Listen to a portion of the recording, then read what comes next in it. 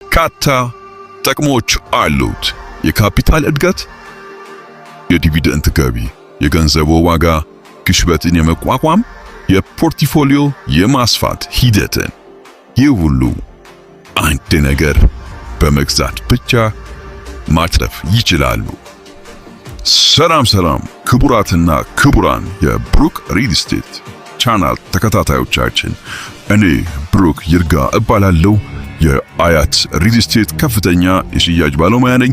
ዛሬ ስለ አክሲዮን ሰፋ ያለና ወሳኝ መረጃዎችን ይዤላችሁ መጥቻለሁ። ገንዘባችሁ ለእርሶ እንዲሰራ እንዴት ማድረግ እንደምትችሉ፣ የአክሲዮን ኢንቨስትመንት ጥቅሞቹ፣ አዋጭነቱ ምን እንደሆነ በዝርዝር እንመለከታለን።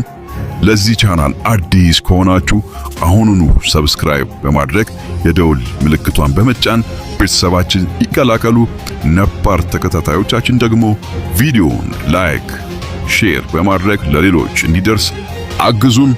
አሁን ወደ ዝርዝሩ ማብራሪያ እንግባ። ብዙ ሰዎች የዚህን ያህል ብር አለኝ ምን ላደርግበት፣ ደግሞ ምን ባደርግበት የተሻለ ውጤታማ ሊሆንልኝ ይችላል የሚል ጥያቄ አላቸው። እናንተም ሊኖራችሁ ይችላል፣ እኔም ባለኝ። አንዳንዶች በየመጣው በብዙ ሚሊዮን ያላቸው አሉ፣ ደግሞ ጥቂት የሆነ ብር ያላቸው አሉ። ምን ማድረግ እንዳለባቸው ለመወሰን የሚቸገሩ ሰዎች አሉ። የኢንቨስትመንት አይነቶች ሳይሆኑ ነገር ግን ብር የያዙ ሰዎች የብራቸው ዋጋ እንዳያዳክምባቸው ምን አይነት ውሳኔ መወሰን ይችላሉ? ሁለት ነገሮችን ከግምት መጀመሪያ እንፍትት። አንደኛው የዋጋ ንረት አሁን ኢትዮጵያ ውስጥ 13 ከመቶ ነው የሚባለው፣ 15 ከመቶ ሆኖ ለአንድ ዓመት ቢቆይ የሚለውን ከግምት ከተን ነው የምናወራው። ሁለተኛውን ደግሞ ገንዘቡ በአንድ ዓመት ውስጥ ያለውን ለመለካት የሚል ታሳቢ ታደርጉ ብያላችሁ። ለምሳሌ 1 ሚሊዮን ብር ካነሰውን ጀምር። ለምሳሌ እንዲመች ነው ሙሉ ቁጥር የምናደርገው። እናንተ 10,000 ብር 20,000 ብር ያላችሁ ሰዎች ምናልባት ወደ የራሳችሁ ኮንቴክስት ልትገለብጡ ይችላላችሁ። የመጀመሪያ ጉዳይ ብሩ በሰውየው እጅ ቢቀመጥ ማለት ነው ብናወራው። ሌላ ምንም ብር ነው። ለምሳሌ 1 ሚሊዮን ብር የቤቱ ያለው ሰው እቤቴ ከማስቀመጥ አብሮ ነው የሚጀምረው። ስለዚህ እቤት ማስቀመጥና ማስቀመጥ ችግርን ከልፍም ነው ብሩ ካለው የመግዛት አቅም ጋር ተነስቶ ነው። ስለዚህ የዋጋነቱ 15 ከመቶ ነው ብንል ከሆነ አንድ ሰው 1 ሚሊዮን ብር ቤት ውስጥ ለአንድ ዓመት ቢያስቀምጠው በቁጥር 1 ሚሊዮን ብር ነው የሚሆነው። በቁጥር ደረጃ 1 ሚሊዮኑ ይቀደድ አይችልም። 1 ሚሊዮን ብር በመግዛት አቅም ግን በ15 ከመቶ ይቀንሳል። ምክንያቱም የዋጋ ንረት 15 ከመቶ ስለሆነ ምን ማለት ነው? ዘንድሮ 100 ብር የሚገዛው ዕቃ የሚቀጥለው ዓመት እሱኑ ዕቃ ለመግዛት 115 ብር ያስፈልገዋል፣ ወይም ደግሞ ተጨማሪ 15 ብር ይጠበቅበታል ማለት ነው። ስለዚህ የመግዛት አቅሙ በ15 ከመቶ ስለሚዳከም እጃችን ላይ ያለ ብሩ 1 ሚሊዮን ብር እጃችን ላይ ያለ የሚቀጥለው ዓመት 815 ሺህ ብር ነው የሚሆነው። 150 ሺህ ብር 850 ሺህ ብር ነው የሚሆነው። ይቀጣ በ150 ሺህ ብር የመግዛት አቅሙ ይዳከማል ማለት ነው። ወይም ዘንድሮ 1 ሚሊዮን ብር ይረዘው የነበረውን የሚቀጥለው ዓመት ለመግዛት 150 ሺህ ብር መጨመር አለብን ማለት። ስለዚህ ብር እንዴት ውስጥ ማድረግ ከስናት ቢጫ ነው ሌቭል ነው እንደማለት። አሁን ስለ ጥሬ ገንዘብ ነው ሰውየው እጅ ላይ ነው አክሲዮን ቢገዛበት ብለን እናስብ። አክሲዮን መግዛት ያዋጣል ነው የሚል በጣም ብዙ ተደጋጋሚ ጥያቄ እየመጣ ነው። ከመልሱ ልጀምር። እንግዲህ ገንዘብን እቤት ከማስቀመጥ፣ ገንዘብን በባንክ ከማስቀመጥ እና ገንዘብን ወለድ የማይታሰብበት ብድር ለሰዎች ወይ ደግሞ ለድርጅቶች ከመስጠት አንፃር ሲታይ አክሲዮን መግዛት ያዋጣል። መሰረታዊ ጥያቄ አክሲዮን መግዛት የሚያስፈልገው ለምንድን ነው የሚለው ማወቅ ነው የሚያስፈልገው። ሁለት መሰረታዊ ጉዳይ አለ። እሱ ምንድነው? ገንዘብን ከክስረት ለማዳን ነው ወይስ በገንዘቡ ለማትረፍ ስለተፈለገ ነው አክሲዮን መግዛት የሚያስፈልገው የሚለውን መመለስ በደንብ ነው የሚያስፈልገው። በተለይ የገንዘብ የመብዛት አቅም እየተዳከመ የሚሄድ ከሆነ እሱ ብቻ ሳይሆን በመጪው ጊዜ ላይ የገንዘብ የመብዛት አቅም ይዳከማል ብሎ የሚያስብ ማንኛውም ሰው በጣም ቀላሉ ውሳኔ አክሲዮን መግዛት ነው። እንደ ኢኮኖሚክስ ነው የምናወራው። ስለዚህ ኢትዮጵያ ውስጥ በዚህ ወቅት ላይ አክሲዮን መግዛት ያዋጣል የሚል ተደጋጋሚ ጥያቄ አለ። ስለዚህ ከሁለቱ አንፃር ለመመለስ ልሞክር። አንደኛው ገንዘቡ ከክስረት ለማዳን ነው የሚፈለገው የሚለው መመለስ በደንብ ያስፈልግ። ከክስረት ማለት ምን ማለት ነው? የገንዘብ የመግዛት አቅም እየተዳከመ ከሆነ ቢያዝ አሁን የያዝነው ገንዘብ የሚቀጥለው ዓመት የምንፈልገውን እንዲገዛልን አርቦ ማቆየት ማለት ነው። በዋጋ ንረት ከሚበላ መጠበቅ ማለት ነው። ሁለተኛው ገንዘባችን ከዋጋ ንረትም ጠብቆን ትርፍ የሚያመጣ ማድረግ ማለት ነው። ለምሳሌ ገንዘብን በቤት ማስቀመጥ ሰው በቃ ዝም ብሎ ቢያስቀምጥ እና የዋጋ ንረቱ 20% ነው ብንል እቤቱ ካስቀመጠ ገንዘቡ በ20% የመግዛት አቅሙ ይዳከማል። ምን ማለት ነው? ዘንድሮ በ100 ብር የሚገዛውን ዕቃ የሚቀጥለው ዓመት ይሄንን ዕቃ ለመግዛት 120 ብር ያስፈልገዋል እንደማለት ነው። ዘንድሮ 100 ብር የሚገዛውን ዕቃ 20 ብር ጨምሮ ነው የሚቀጥለው ዓመት የሚገዛው። ስለዚህ ቢያንስ በባንክ ቢያስቀምጠው አሁን ያለውን ክስረት በ7% መቀነስ ይችላል። የባንክ ወለድ 7% ስለሆነ የማስቀመጥ ወለድ እንደየገንዘቡ መጠን ሊለያይ ይችላል። ግን እንደው ናሽናል አቬሬጁን እንውሰድና 7% ነው። እቤት ለማስቀመጥ 20% የሚከስር ሰው ባንክ ቤት ሄዶ ቢያስቀምጠው የክስረት መጠኑ ከ20% ወደ 13% ዝቅ ይልለታል። ስቲል ክስረት ውስጥ ነው ያለው። ያነ ወለድ ለሆነ ሰው አበድሮት ቢሆን ያ ሰው ወለድ አስቦ አይደለም የሚሰጠው። ስለዚህ 20% እንደከሰረ ነው የሚቆየው ማለት ነው። ለአንድ ዓመት አበድሮ ነው። ስለዚህ የዋጋ ንረቱ 20% ሆኖ አክሲዮን ለመግዛት ያሰበ ሰው አለ ብለን እናስብ። ገንዘቡን ከክስረት ለማዳን ነው የሚለውን እናስብና ዋጋ ንረት 20% ነው እንበል። ስለዚህ የተጣራ 15% ትርፍ ክፍፍል ያለው የአንድ ተቋምን አክሲዮን ቢገዛ የክስረት መጠኑን በ5% ብቻ እንዲሆን አድርጓል ማለት 20% ገንዘቡን የሚታሰበው ከመግዛት አቅም ጋር ነው። የመግዛት አቅሙ በየዓመቱ በ20% እየቀነሰ ነው። ስለዚህ 15% የተጣራ ትርፍ ያለው አክሲዮን ቢገዛ 20% የነበረውን ክስረት 5% ብቻ አድርጎታል ማለት ነው። ስቲል ክስረቱ ግን የክስረት መጠን ነው የሚቀንሰው። ለምሳሌ የዋጋ ንረት 20% ባለበት ውስጥ 20% የተጣራ የትርፍ ክፍፍል የሚሰጥ ድርጅትን ቢገዛ ቢያንስ ብሩ ምንም ባይጨምርም ግን ምንም አልቀነሰም። ስለዚህ ከዋጋ ንረት ክስረት ራሱን አድኗል ማለት ነው። ለምሳሌ በሶስተኛነት ብናይ ምንድነው 20% ነው የዋጋ ንረት የተጣራ 25% አክሲዮን ድርሻ የሚሰጥ ድርጅት አክሲዮን ቢገዛ ራሱን አድኗል ማለት ነው። ለምሳሌ በሶስተኛነት ብናይ ምንድነው 20% ነው የዋጋ ንረት የተጣራ 25% አክሲዮን ድርሻ የሚሰጥ ድርጅት አክሲዮን ቢገዛ 20% ገንዘቡ የመግዛት አቅሙን መለሰ፣ 5% የተጣራ ትርፍ ገንዘቡ ይዞለት መጣ ማለት ነው። በቀላል ትርጓሜ ስንመለከተው እሱ ነው። ስለዚህ ገንዘብን ለጊዜው የመግዛት አቅሙ እንዳይዳከም ለማዳን ነው ወይስ ተጨማሪ ትርፍ ለማትረፍ ነው አክሲዮን ለመግዛት የምትወስኑት የሚለው በጣም መሰረታዊ ጥያቄ ነው። ስለዚህ የምን ያህል አክሲዮን መግዛት ያስፈልጋል ደግሞ የሚል ተደጋጋሚ ጥያቄዎች ይመጣሉ። ሰዎች ባላቸው መጠን ነው አክሲዮን የሚገዙት። ይመድባሉ፣ ገንዘባቸውን ለብዙ ጉዳዮች ሊመድቡት ይችላሉ። ስለዚህ ይሄኛው ስፔር ኦፍ መኒ አለኝ ስለዚህ አክሲዮን ቢገዛበት ችግር የለም ብለው የሚመጥኑትን ያህል ገንዘብ መግዛት ይችላሉ። ምክንያቱም ጉዳዩ የፐርሰንት ነው። የ1 ሚሊዮንም የገዛ ሰው በፐርሰንት ነው የሚያገኘው። የ10,000 ብር የገዛ ሰው በፐርሰንት ነው የሚያገኘው። በፐርሰንት እስከሆነ ድረስ ብዙ መግዛትም ልዩነት የለው፣ ትንሽ መግዛትም ብዙ ልዩነት የለው። ስለዚህ አለኝ ብላችሁ በምታስቡት ገንዘብ አክሲዮን መግዛት ይችላሉ። መቼ አክሲዮን መግዛት ጥሩ ነው የሚል ደግሞ ሌሎች ጥያቄዎች አሉ።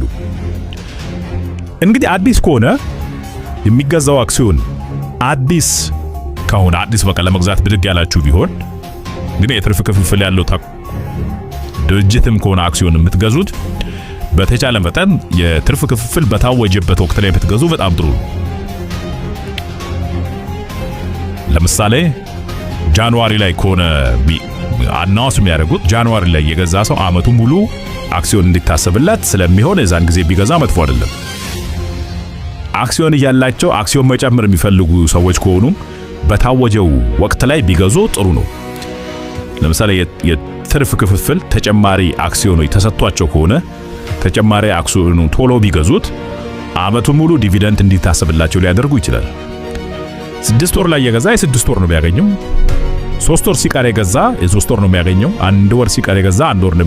በቀናትም ቢሆን እንደዚህ እየተከፋፈለ ስለሆነ የሚመጣው የአመቱን ሙሉ ትርፍ እንዲያገኙ ይፈልጉ ከሆነ ተጨማሪ አክሲዮን በተወሰነላቸው ጊዜ ቢገዙ መጥፎ አይደለም። አክሲዮን ወረቀቶች የብድር ዋስትና መሆን ይችላሉ ወይ? በጣም ብዙ ጥያቄዎቹ ሰብሰብ አድርጌ ለመመለስ ነው። አዎ አክሲዮን የገዛ ሰው የብድር ዋስትና ሆኖ ያገለግላል። አክሲዮን እንደየተቋማቶች እንደ ፋይናንሻል ተቋማቶች የአንዱ ድርጅትን አክሲዮን ወስዶ አንዱ ድርጅት ላይ አንዱ ፋይናንሻል ሴክተር ላይ እንደ መበደሪያ ኮላተራል መጠቀም ይቻላል። ደግሞ አክሲዮን የሸጡ በተለይ ፋይናንሻል ተቋማቶች ደግሞ ከሆኑ ባለ አክሲዮኑ ሰው የተወሰኑ ጊዜ የአገልግሎት ክፍያ ከፍሎ ራሱን ገንዘቡ ተበድሮ በ3 ወርም እንዲመልስ የሚያደርጉባቸው አሰራሮች አሉ። የራሱን ገንዘብ ይበደራል እንደማለት ብላችሁ ቁጠሩ። ባለ አክሲዮኑ ሰዎች የትርፍ ክፍፍልስ ማውጣት ነው የሚሻለው ወይስ ተጨማሪ የተደነደለ ካለ ተጨማሪ አክሲዮን መብዛት ነው ሪኮመንድ የሚደረገው የሚልም ጥያቄ አለ። እንግዲህ ለምሳሌ የ100 ሺህ ብር አክሲዮን የገዛ ሰው 25 ከመቶ የትርፍ ክፍፍል ካለ የተጣራ ከታክስ በኋላ ያለ 25% ካለው ያ ሰው ካሹን የማይፈልገው ከሆነ ተጨማሪ አክሲዮን በመግዛት የአክሲዮን ድርሻውን ማሳደግ ይችላል። እሱ አማራጭ እንዳለ መረዳት በደንብ ያስፈልገው። ስለዚህ ቀው የሚባለውን አክሲዮን እንዴት ነው መርጣው የሚል በጣም ትልቅ ጥያቄ አለ። እንግዲህ የካፒታል ገበያው ሲከፈት የሚያማክሩ ሰዎች እንዳሉ ይታወቃል። ግን አሁን ባለው የገንዘብ የመግዛት አቅም እየተዳከመ ነው ብላችሁ በምታስቡበት ወቅት ላይ አንደኛ የተሻለ የትርፍ ክፍል መጠን ያለውን ተቋም መለየት ያስፈልጋችኋል። ቶሎ ብላችሁ ከመወሰናችሁ በፊት ማን ነው ጥሩ የትርፍ ክፍፍል ያለው? አዲስ ከመብዛት የትርፍ ክፍፍል መስጠት የጀመረ ድርጅትን መብዛት ጥሩ ነው ብዬ ነው የማስበው። በተለይ ትንሽ ገንዘብ ያላችሁ ሰዎች ኦሬዲ የትርፍ ክፍፍል ማከፋፈል የጀመረውን መግዛት ነው የሚሻላችሁ የምትገዙ ከሆነ። ስለዚህ የትርፍ ክፍፍል መጠናቸውን በማየት ጥሩ ልትሉትን አወዳድራችሁ ማብዛት። ድርጅቱ አክሲዮን የምትገዙት ድርጅት በማይኪው ጊዜ ላይ ሁኔታው ምን ይመስላል? እናንተ ልታሰሉት ይችላላችሁ፣ ሰዎች ልታማክሩት ይችላላችሁ። ስለዚህ በቀጣይ ትኩረት ያለው ተቋም ነው። ስለዚህ የሚያድግ ነው ብላችሁ የምታስቡ ከሆነ የኢንዱስትሪ ድርጅትን መግዛት ትችላላችሁ። የትርፍ ክፍፍሉ የተሻለ ነው ብላችሁ ጥሩ ነው ብላችሁ ያመናችሁት ያማከራችሁት ዳታ ያገኛችሁበት ዳታው ትክክል እንደሆነ ያመናችሁበት መግዛት ጥሩ እንደሆነ ይሰማይ ዝም ብላችሁ ከምትገዙ ለማለት ነው። ያው ብልን በባንክና በእጅ ከማስቀመጥ የማይሻል ነገር አለ ብሎ መናገር አይቻልም። በተለይ ሌላ ኢንቨስትመንት ማድረግ የማትችሉ ሰዎች ኢንቨስትመንት ማለት ምንድነው? በሸፕ ላይ ሊሆን ይችላል። ሌሎችም ስራዎች ላይ መሳተፍ የማይችሉ ሰዎች እኔ ስለ ሪፒለር ነው ማውራው። ትንሽ ገንዘብ ያላቸው ሰዎች ነው፣ ትልልቆቹ ሳይሆን ትንሽ ገንዘብ ያላቸው ሰዎች ናቸው ፎርሙላ 11 የሚወሩት ቢጨላኦት ደርሷል። ስለዚህ ብሩን በባንክም ከማስቀመጥ በቤክም ከማስቀመጥ የማይሻል አለ ብሎ መናገር አይቻልም። ከሳት ስለሆነ የምናወዳድረው። ስለዚህ እየከመሰረተ ያለ ድርጅት እስካኖር ድረስ ዲቪደንድ እየከፈለ ያለ ድርጅት ላይ ቢገዛ መጥፎ አይደለም። ነገር ግን ደራኛ የመሰረተ ያለ ድርጅት መቼ ከመስርቱ ስራ በሽ እንደሚጀምር መቼ ትርፍ ክፍፍል እንደሚያመጣ ስለማይታወቅ ለተወሰነ ጊዜ ብሩን ከክሳት ለማዳን የሚሞክር ሰው ላያከፍ ይችላል። ነገር ግን የትርፍ ክፍፍል ያለበት በላይም ዳመት ገንዘቡ ለማስቀመጥ የወሰነ ሰው ግን ብሩን በእጁ ከመያዝና ባንክ ቤት ከማስቀመጥ የተሻለ በጣም ቀላል ቢባል ኢንቨስትመንት አክሲዮን መግዛት ነው። ድረስ መረጃ ብቻ እንደሚያስፈልገው ኦፕሬሽናል ኮስት ብዙ ያለበት አይደለም። ብዙ መንቀሳቀስ ሰራተኞች መቅጠር የሚያስፈልገው አይደለም። ነገር ግን ሌሎች ኢንቨስትመንቶች ይመከራሉ። ነገር ግን ሌሎች ኢንቨስትመንቶች ማድረግ ለማይችሉ ሰዎች ቀላል ቢባል ኢንቨስትመንት አክሲዮን መግዛት ነው። ድር አክሲዮን መግዛት በጣም ያዋጣል ማለት ሳይሆን ዘንድ ካበናንሳ ትንሽ ብራመችን ባንክ ውጭ አደረጋታለሁ ለሚል ሰው ነው። ትንሽ ብራመችን የቤት አስቀምጫታለሁ ለሚል ሰው ጥሩ ነው ለወራ ሰው ዝም ብዬ ጄኔ ኢኮኖሚውን ብዬ አበድሬዋለሁ ለሚል ሰው ጥሩ እንደሆነ እንድታስቡ ያስፈልጋል። በተለይ ቁጠባን የመቆጠብ ድክመት ካለብኝ ባንክ ቤት ካስቀመጥኩ ቶሎ ብዬ አወጣዋለሁ፣ ነገር ግን መቆጠብ ፈልጋለሁ ለሚሉ ሰዎች አክሲዮን ቢገዙ አንድ ዓመት ሙሉ አክሲዮን ላይ ሊቀመጥላቸው ይችላል። ገንዘቡ በፈለጉ ጊዜ የሚያወጡት ገንዘብ ስለሚሆን እንደሱ ማድረግ ይችላሉ። ምናልባት ገንዘቡ የሚችል ከሆነ ቤት የገዛ ሰው እጅግ በጣም ጥሩ። ኢትዮጵያ ውስጥ ቤት በአንድ ዓመት ውስጥ ራሱን በምን ያህል ፐርሰንት እንደሚጨምር የምትመለከተው በብዙ ፐርሰንት የሚጨምር፣ መሬት በብዙ ፐርሰንት የገበያ ዋጋው ቫልዩ የሚጨምር ነው። አሁን የፖሊሲ ልዩነት ከሌለ በስተቀር መኪናም አገለገለ ተብሎ ዋጋው የሚቀንስበት አይደለም። ኢትዮጵያ አገልግሎ ዋጋው የማይቀንስበት ነው። ዲፕሪሺየሽን ቫልዩ እንኳን ከፍተኛ ሆኖ ነገር ግን ዋጋው የሚጨምር ንብረቶች ናቸው እነዚህ። ስለዚህ እነዚህም ገዝቶ በአመቱ እንኳን የሚሸጥ ሰው ፕሮፊት ማርጅኑ ከዋጋ ንረት እጥፍ በላይ ነው መግዛት የሚችል ከሆነ ማለት ነው። እኔ በደረጃ አስቀምጥ ልትሉኝ በጥናት ከሆነ በጣም በተደካሪ በተጠና መልኩ ቢዝነስ መስራት የሚችሉ ቋሚ ንብረት ላይ ኢንቨስት ማድረግ የሚችሉ ሰዎች ለምሳሌ ብሩን ብቻ ከሚይዙ ለምሳሌ ቤት መግዛት የሚችል ገንዘብ ከሆነ ቤት መግዛት የሚችሉ ሰዎች፣ መሬት መግዛት የሚችሉ ሰዎች መሬት መግዛት መሬታቸው ላይ ግንባታ ላይ ክራውኑ ይችላል። ቤት ሰርተው ሬንት ሊያደርጉ ይችላል።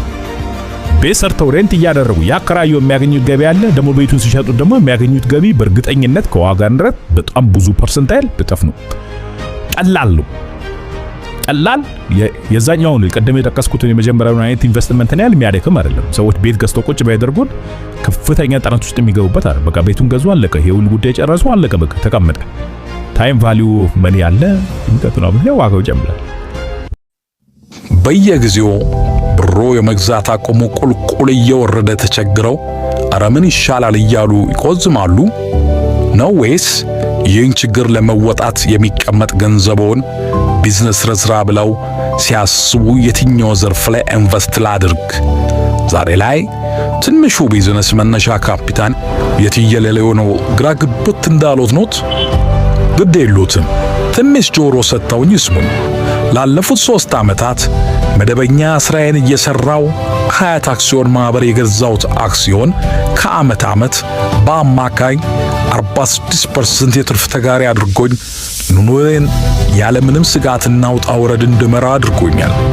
ያሉትን እንቁላል በሙሉ በአንድ ቅርጫት አስቀምጡ የሚለውን የቢዝነስ መርሆ ተግባራዊ ያደረገው ሀያት አክሲዮን ማህበር በሪል ስቴት፣ በሆቴልና ቱሪዝም፣ በፋይናንስ፣ በግንባታ ግብዓትና ትምህርት ዘርፍ ተሰማርቶ ባለ አክሲዮኖችን በትርፍ እያንበሸበሸ የመገኘቱ ሚስጥር ለረጅም ጊዜ ያካበተው ጠንካራ የማኔጅመንት ቲም እና አንቱ የተሰኙ የቦርድ አባላት በመመራቱ መሆኑን ሹክ ልበሎት።